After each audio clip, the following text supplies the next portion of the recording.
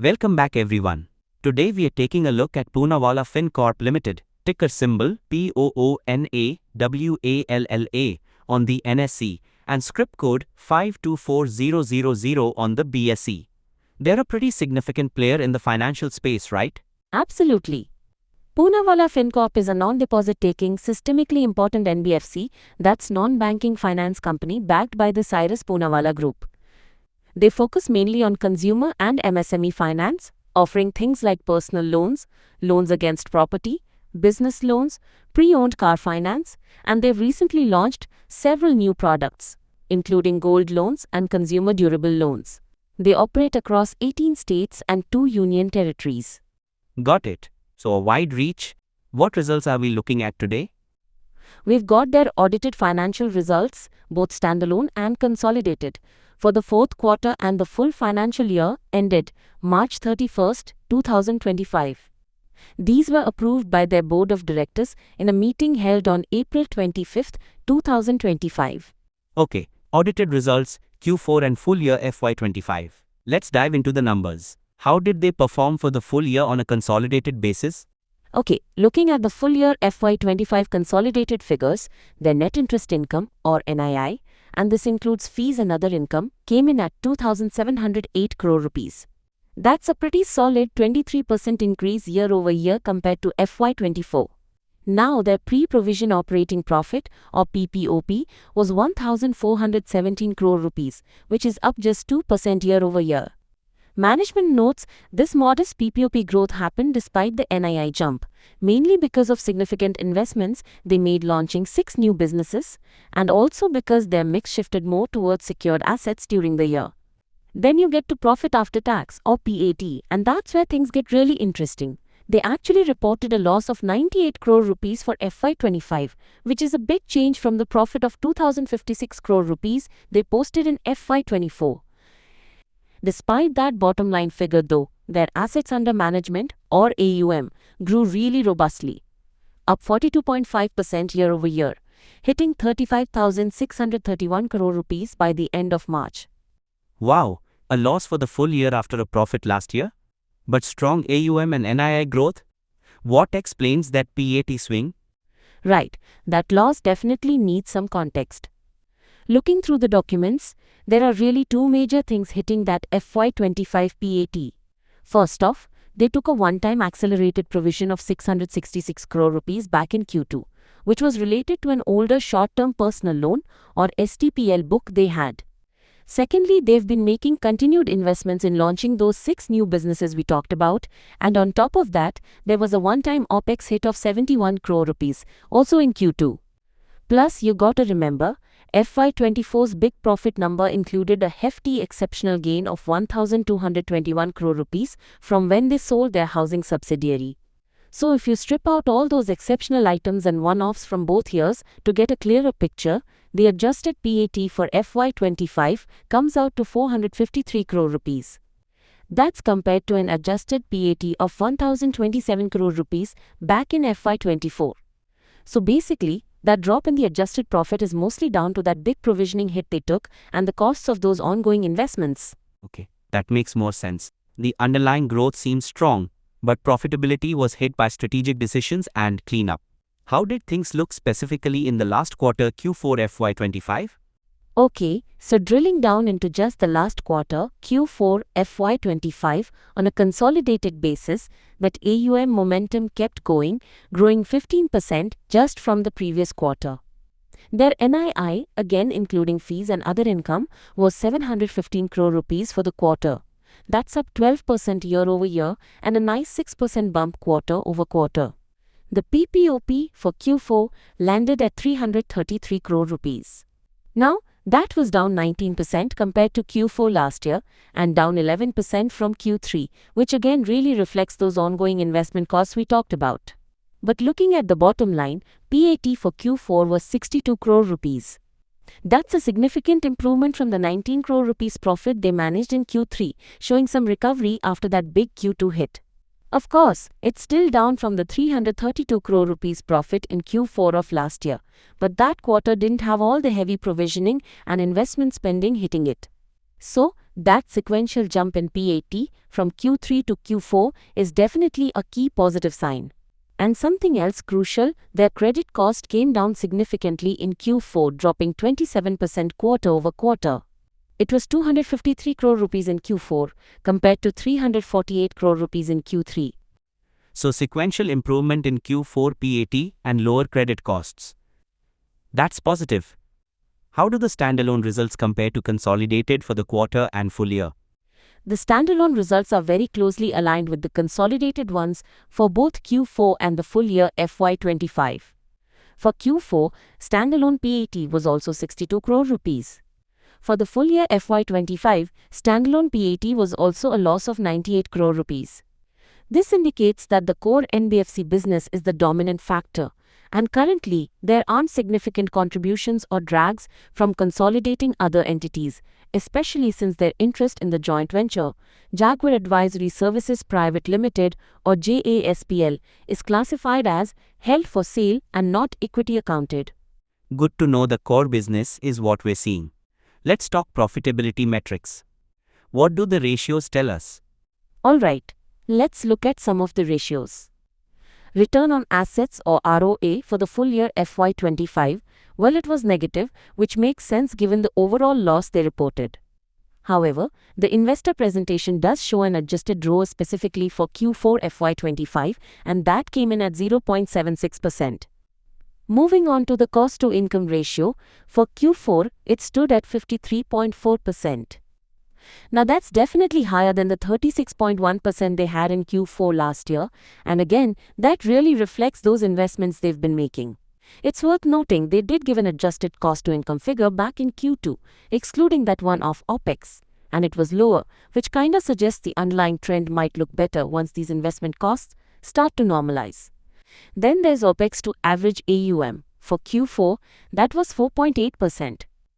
Management actually mentioned they expect this ratio to tick up in the first half of FY26, mainly because of the big branch expansion and the costs of the new businesses, but they think it should stabilize by Q4 of FY26 as things get more efficient.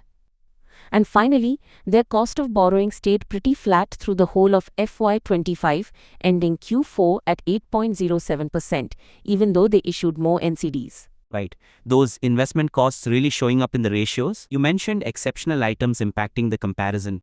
Can you recap those? Sure. For FY25, the key hits impacting the bottom line were that 666 crore rupees accelerated provision and the 71 crore rupees one-time OPEX, both mainly in Q2. For FY24, the big positive exceptional item was the 1,221 crore rupees gain from selling their housing finance subsidiary. So comparing headline PAT across the 2 years needs careful consideration of these items. Understood. Let's shift to the balance sheet and asset quality. How does that look? Okay, so looking at asset quality, it seems pretty stable. Gross NPA ended the year at 1.84%, which is actually a tiny bit down from 1.85% in Q3. Net NPA was 0.85%, just a marginal tick up from 0.81% in the previous quarter. What is positive is their provision coverage ratio, or PCR, that improved quite a bit to 54.47%, up from 49.39% a year ago, so that's good to see. Capital-wise, they look very solid. The capital adequacy ratio, or CR, is sitting at a very strong 22.94%, and the important Tier 1 capital is at 21.67%. That's comfortably above the 15% the regulators require. Their total borrowings reached 25,881 crore rupees, putting their debt-to-equity ratio at around 3.2 times, which still gives them decent headroom for growth. They also mentioned having a healthy liquidity buffer of 4,686 crore rupees on hand at the end of March. And importantly, their credit ratings are top-notch. Both CRISIL and CARE have them at AAA stable for the long term and A1+ for short-term stuff. Strong capital, stable asset quality, and top-tier ratings, those are definite positives. What about cash flows and dividends? The detailed results package includes a consolidated statement of cash flows. While we won't dive deep into the specifics now, it shows the inflows and outflows across operating, investing, and financing activities. On the dividend front, the board decided not to declare any dividend for FY 24-25. They stated this is to conserve capital in view of the company's future growth plans. Conserving capital makes sense given their expansion plans. How is the business mix shaping up? Any particular segments driving that AUM growth? Okay, so they break down their AUM by product, and as of March 25, MSME lending, which includes the mid-market and NBFC lending too, makes up the biggest piece at 36%. Then you've got personal and consumer finance at 23%, loan against property or LAP is 24%, and pre-owned car finance makes up 14%. There's also a couple of small slices from discontinued portfolios at 2% and others at 1%. A key thing they pointed out is the shift in their secured versus unsecured loan mix. By the end of March, it was 57:43, which is up from 54:46 just the quarter before. So they're definitely leaning more towards secured loans now. And yeah, like we mentioned, they rolled out those 6 new products in FY 25. You know, PL Prime with the digital 24/7 option, education loans, commercial vehicles, consumer durables, shopkeeper loans, and gold loans. Those are definitely going to be feeding into their future AUM growth. Okay, a diversified portfolio with a tilt towards secured assets now. How does management frame the overall performance and strategy? Management highlights the robust AUM growth and stable asset quality. They emphasize their AI-first approach, mentioning 25 AI solutions identified across functions, with 7 completed and 18 underway. They are expanding their phygital model, planning to launch 400 branches in FY 26, which explains the expected OPEX increase. The strategy seems to be solidify the base, expand product offerings, and reach FY 25 and early FY 26, and then scale for sustainable profits from FY 26-27 onwards. The MD and CEO, Mr. Arvind Kapil, specifically mentioned focusing on risk-first thinking and next-gen analytics for sustainable profits. Makes sense. Any other significant events or notes from the reports we should be aware of? Yeah, digging into the notes from the board meeting, there were a few other interesting points. They officially reaffirmed their plan to sell their stake in that joint venture, JASPL, and it's still classified as held for sale on the books. They also got approval to amend their employee stock option plan, basically increasing the ESOP pool size, though that still needs the final nod from shareholders. Oh, and they appointed a new secretarial auditor, a firm called SIUT and Company LLP, who'll be doing it for the next 5 years. Something else quite significant is their activity in the debt market. They issued a lot of NCDs, non-convertible debentures, during the year. They actually raised another 1,525 crore rupees just in April. That brings NCDs up to about 12% of their total borrowings now, which helps diversify where they get their funding from. And importantly, the regulatory statement, the Regulation 52 filing, confirms they've kept up the required security cover for all those secured NCDs they've issued. Now, critically, what did the auditors say? We look at reports from Kirtane and Pandit, LLP, and MSKA and Associates, their joint statutory auditors. Any flags? This is a key positive point. Both the standalone and consolidated auditor reports for the year ended March 31, 2025, issued by the joint auditors, carry an unmodified opinion. This means the auditors believe the financial statements give a true and fair view in accordance with the accounting standards. Unmodified opinions on both standalone and consolidated. That's definitely reassuring. Exactly. The standalone audit report does contain an other matter paragraph regarding their reliance on the audit of the PFL Employee Welfare Trust conducted by another auditor, but this is standard procedure when a component is audited by someone else and doesn't modify their overall opinion on the company's standalone financials. They also reference the unaudited results for the joint venture held for sale, JASPL, stating it's not material, which is also standard. So clean audit reports overall. Great. So putting it all together, what's the outlook and potential risks? So looking ahead, the outlook seems pretty positive really. It's backed by those strong AUM growth targets they have. The fact that they're well capitalized with a solid balance sheet, their stable asset quality, strong promoter backing from the Poonawalla Group, and that top-tier AAA credit rating. Management is clearly focusing hard on digital transformation, pushing their AI initiatives, expanding the product range, and growing their physical footprint, all of which really sets the stage for future growth. They're basically guiding for significant scaling of AUM over the next few years. Now, of course, just a quick disclaimer here. Remember, this is just our take on the numbers and info they've put out. Investing, especially in NBFCs, comes with risks, so it's always best to chat with a certified financial advisor before making any decisions. Speaking of risks, there are definitely things to keep an eye on. There's execution risk. Rolling out 400 branches and integrating 6 new products is ambitious. Plus, competition is always heating up in the consumer and MSME lending space. You also have potential shifts in the credit cycle that could impact NPAs down the line, and the regulatory environment for NBFCs in India is always evolving. And of course, successfully managing the integration and making those new businesses profitable will be crucial too. Right, execution will be key. So to summarize the key takeaways for Poonawalla Fincorp's Q4 and FY25 results? Okay, so wrapping up the key takeaways. First, the strong growth really stands out, robust AUM growth over the whole year, and that momentum carried right through Q4. Second, while the headline PAT for the full year was a loss, you have to remember it was heavily hit by that significant one-off provisioning on an old loan book and the big strategic investments in new businesses and tech. Importantly though, Q4 did show that sequential PAT improvement, which is a good sign.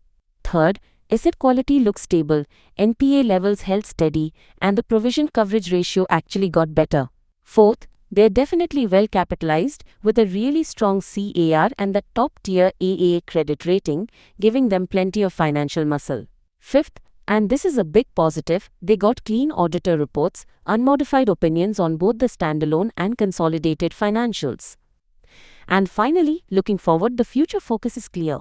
Management is pushing hard on technology like AI and digital, expanding their reach with the Phygital strategy, and diversifying products to really scale up AUM in FY26, targeting sustainable profits after that. That's also why they decided to skip the dividend this year, to keep that capital for funding all this growth. Excellent summary. A lot happening at Poonawalla Fincorp. Strong growth metrics tempered by planned investments and some necessary cleanup, but with a solid foundation and a clean bill of health from the auditors. That's all the time we have for today. Thanks for tuning in. Thanks everyone. We'll catch you on the next episode.